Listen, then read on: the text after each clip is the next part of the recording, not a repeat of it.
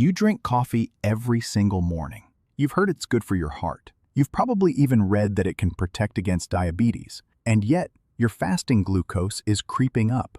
Your doctor adjusted your medication. Your A1C isn't moving in the direction you want. Sound familiar? Here's what nobody is connecting for you. It's not that coffee is the problem. It's the way you're drinking it. And if you're making even one of the 3 mistakes I'm about to show you, that cup you believe is helping you is actually spiking your blood sugar by as much as 30 to 40 points before you've taken a single bite of food.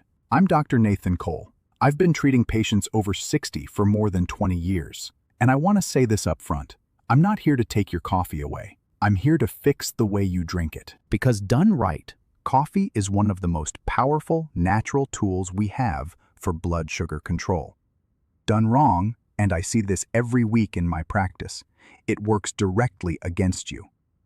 Here's what your body is doing every morning without asking your permission. While you're sleeping, your adrenal glands are building up cortisol, the stress hormone. By the time you wake up, cortisol is near its daily peak. That's normal. It's your body releasing stored glucose into your bloodstream to fuel you for the day ahead. The problem is that caffeine, coffee's main active compound, directly stimulates those same adrenal glands.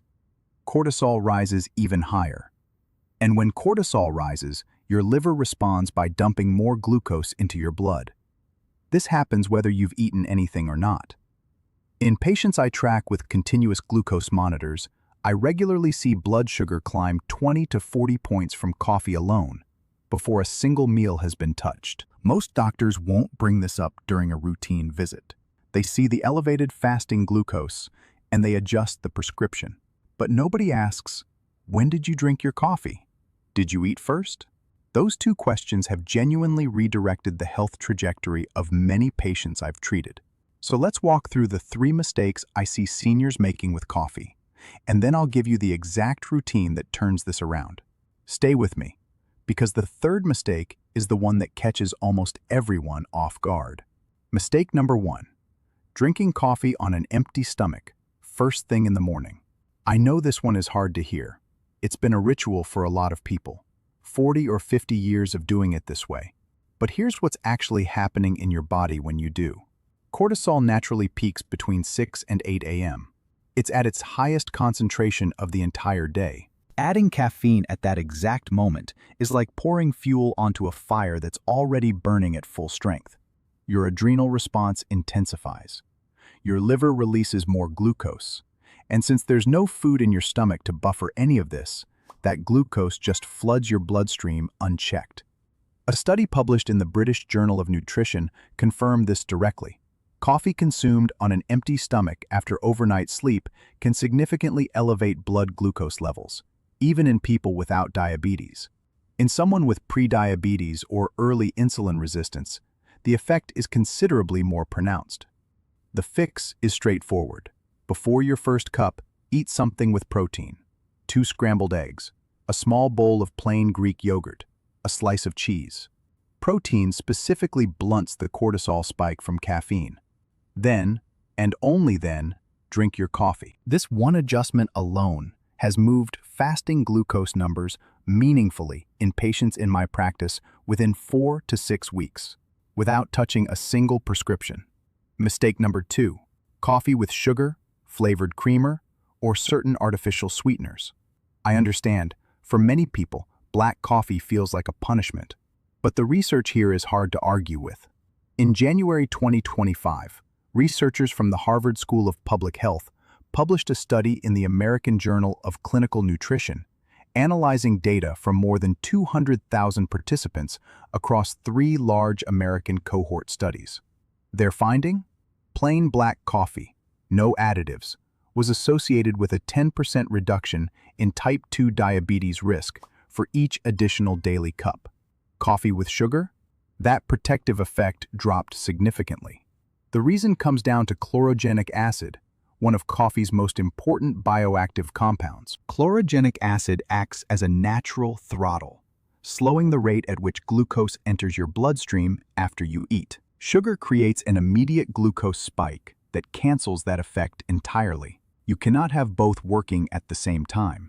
I think about it this way. Chlorogenic acid is like a traffic controller, managing the flow of glucose into your blood, keeping things steady, preventing a rush. Sugar opens every lane at once. One of them always wins. And when sugar is in the cup, the traffic controller never stood a chance. Now, about artificial sweeteners. Many patients switched to those thinking they'd solved the problem. But research published in the journal Nutrition in 2021 found that sweeteners like aspartame and sucralose can alter the composition of the gut microbiome in ways that appear to impair long-term glucose regulation. We're still building the full picture on this, but the pattern is consistent enough that I take it seriously. If you need some flavor in your cup, try a 1/4 teaspoon of cinnamon. Clinical reviews have shown that cinnamon is associated with modest but real reductions in fasting glucose. It's not medicine, but it's a genuine ally. Mistake number 3, and this is something I wish more of my colleagues talked about openly, is your afternoon or evening cup.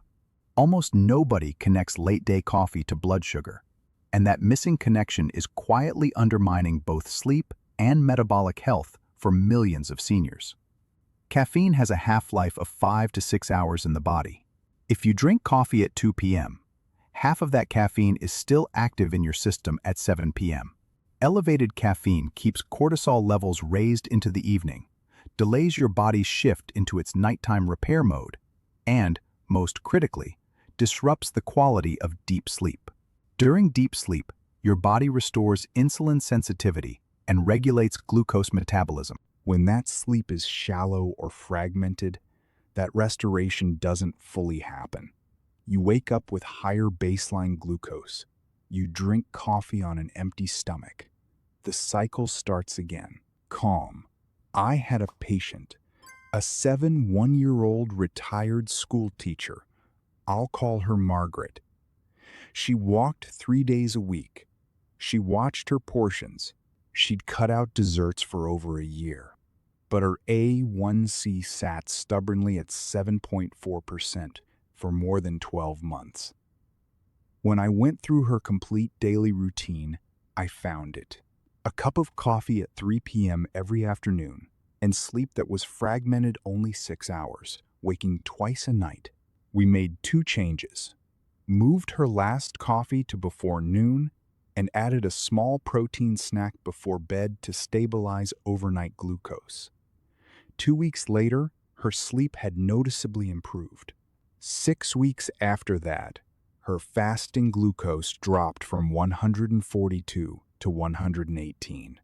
Her A1C came down to 6.9% without adjusting her medication once. Excited. That's what I want you to understand. Not a new drug.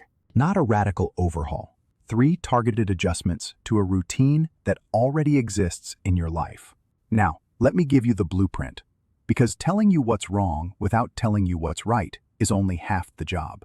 First window, 30 to 60 minutes after waking. Start with a glass of water, then protein, eggs, plain yogurt, cottage cheese, any real protein source. Then your first cup of coffee, black or with a pinch of cinnamon. This sequence prevents the cortisol-driven glucose dump, buffers the caffeine response, and lets the chlorogenic acid in your coffee work the way it was designed to. Second window, 20 to 30 minutes before your largest meal of the day. A small cup of black coffee taken before lunch activates chlorogenic acid as a natural glucose buffer, slowing the absorption of carbohydrates you're about to eat. Research published in Diabetes Care from researchers at Brigham and Women's Hospital showed that coffee compounds taken before a carbohydrate-containing meal measurably reduce the post-meal glucose spike in the first 15 minutes afterward. No prescription required, just timing. Third window, within 30 minutes after physical activity. When your muscles have just been working, whether you walked, gardened, swam, or did any light movement, they're in their most glucose-receptive state. They act like a sponge, pulling sugar out of the bloodstream independently. Caffeine extends and amplifies that window. A cup of coffee within 30 minutes after movement enhances the metabolic benefit of what you just did. Most people never use this window. You will. Mainstream medicine is still catching up to what the research already shows about coffee timing, but you don't have to wait for that to reach your next appointment. One important note before I close. Everything I've described today is a lifestyle strategy built on solid evidence, not a replacement for your current medical care. If you're on medication for diabetes or pre-diabetes, do not change your dose or stop anything without talking to your doctor first. What you can do is bring this information to your next visit and have that conversation. In my experience, patients who make these adjustments consistently find their numbers improving, and that opens a much better conversation about where things go from there. Your body isn't broken. When fasting glucose climbs, when energy drops after meals, when your A1C inches in the wrong direction despite your best efforts, that's your body sending signals. And sometimes, the signal is pointing at something as specific as when you drink your morning coffee, whether you eat first, and whether that 3 p.m. cup is costing you the sleep your metabolism needs to reset. If this video helped you, please share it with someone managing their blood sugar, a spouse, a friend, a sibling. Practical information at the right moment genuinely changes health outcomes. And if you haven't subscribed yet, I release new videos every week on evidence-based strategies for adults over 60. Hit the bell so you don't miss the next one. I'm Dr. Nathan Cole. Take care of yourself and take care of the people around you.